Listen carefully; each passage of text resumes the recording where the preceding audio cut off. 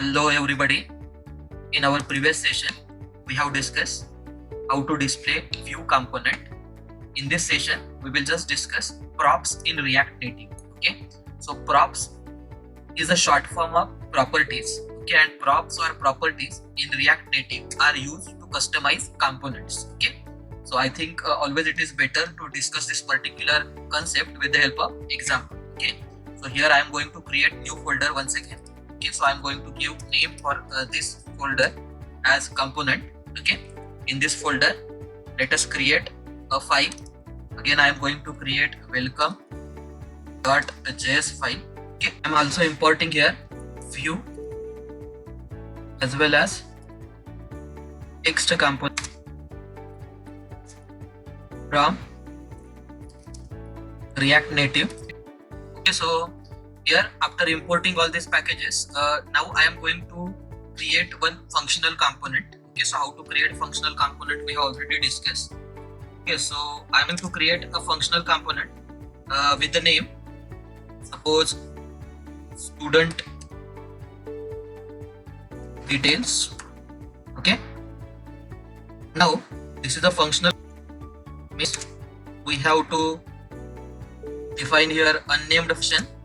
Okay, and this function should return some value. Okay, so this function is returning, let us say, one view. Okay, so if this function is returning view, then here we have to use view component. So view component we have already imported earlier.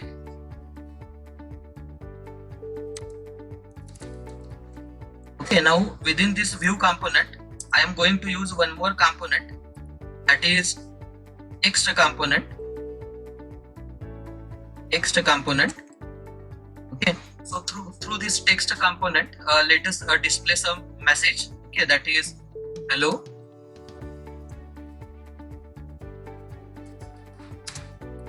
Suppose student. Okay, so what I have done, I just import this React and Vue text, okay, from React and React Native package. Then we create one functional component. Okay, and this functional component is returning one view. Okay, and in the view we embed text component. Okay, now see, let us make this particular component as a default component.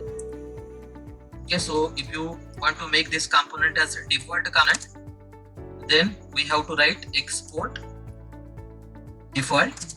Okay, and then our component name student details. Okay, so in which file we have written this? In welcome.js file we have written this. So welcome.js is stored in component. Okay, so in index.js we have to register this component file. Okay, so let me open index.js. See here, welcome I have already imported. Okay, and I have already registered this. Okay, now just come in this welcome.js file. Okay, and let us save this particular code. Okay, let us save this particular code so that we will get output in. So see here, we are getting output as hello, I am a student. Okay, now I am going to further customize this particular code. Okay, now what we'll do is we'll just define one more component in this particular file. Okay, so if you are defining one more component, then I am just removing export default of student details. Okay, now here I want to define one more component. Okay, how to define constant once again. Now suppose I am going to give name for this constant as class details. Okay, so this is again a function component. Okay, so familiar with this syntax. Okay, now this functional component, okay, has to also return some value. So I'm using a return statement here.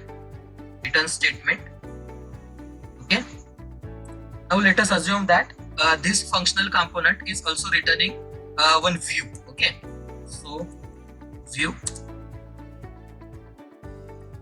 Now see, what we will do is, here we have defined this class detail component. Fine, so if this class detail component is returning some view. Okay, now see, what is our aim here is, instead of display of this statement only, hello I am a student, okay, we have to display student name actually.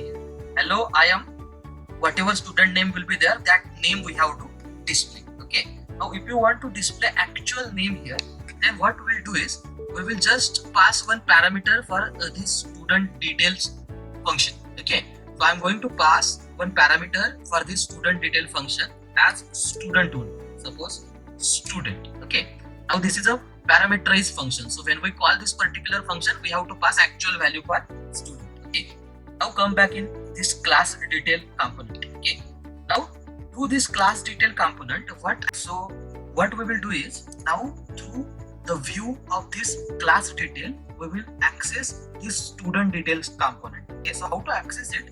See here, student details. Okay, and then here for the student details, for name property, we will assign some name. Okay, let us say Amit. Okay, and then I'm going to close this student details. Okay, so I'm just accessing what student details component from the return of class details. Okay, so let me access this particular component few more times. Okay, I'm going to access it once again. Okay, and let us change values here. Instead of Amit, let us make it as Amol. Okay, then Manoj, and suppose Mahesh. Okay, now see what will happen after execution of this particular code is, see, which is a default component here, class details, right?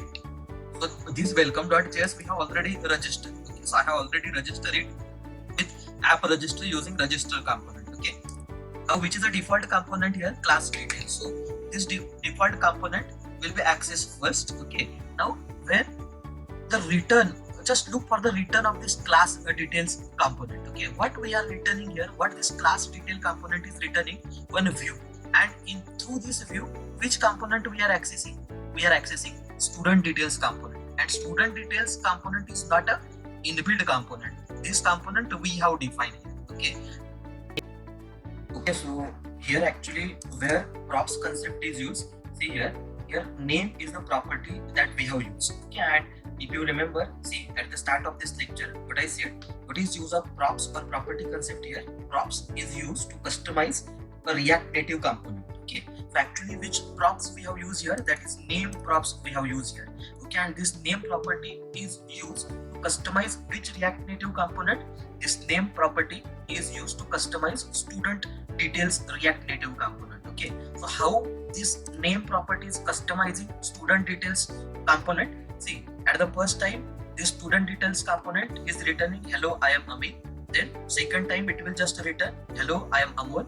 Okay, and then Manoj, Mahesh, and so on. Okay, so here by using this name property, we name props, we can say, we customize student details component. Okay, actually see what will happen when this return statement is executed is, in this view, when this statement is executed, first statement, okay, at that time what will happen, it will just access this student details component with the value of name as Amit.